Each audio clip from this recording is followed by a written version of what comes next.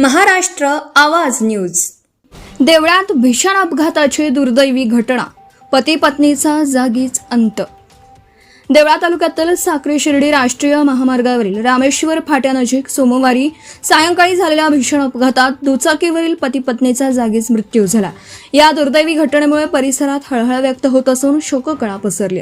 मिळालेल्या माहितीनुसार बाबूलाल रमेश गरुड वय वर्ष 46 व वैशाली बाबूलाल गरुड वय वर्ष 42 राहणार सटाणा हल्ली मुक्काम नाशिक हे दोघे मोटारसायकलवरून प्रवास करत होते।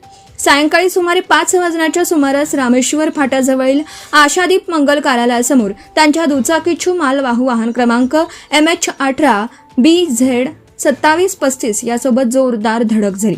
अपघात अत्यंत भीषण होता। या धडकेत बाबूलाल गरुड यांचा अतिरक्तस्रावामुळे तर वैशाली गरुड यांच्या डोक्याला गंभीर दुखापत झाल्याने दोघांचाही घटनास्थळीच मृत्यू झाला। घटनेची माहिती मिळताच सहाय्यक पोलीस निरीक्षक नंदा पाटील, पोलीस कॉन्स्टेबल दिलीप सोनवणे आणि श्रावण शिंदे यांनी तातडीने घटनास्थळी धाव घेऊन पंचनामा केला। त्यानंतर दोनही मृतदेह शवविच्छेदनासाठी देवळा ग्रामीण रुग्णालयात पाठवण्यात आले।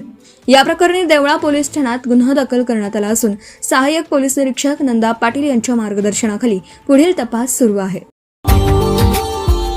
Subscribe now and press the bell icon. Never miss an update.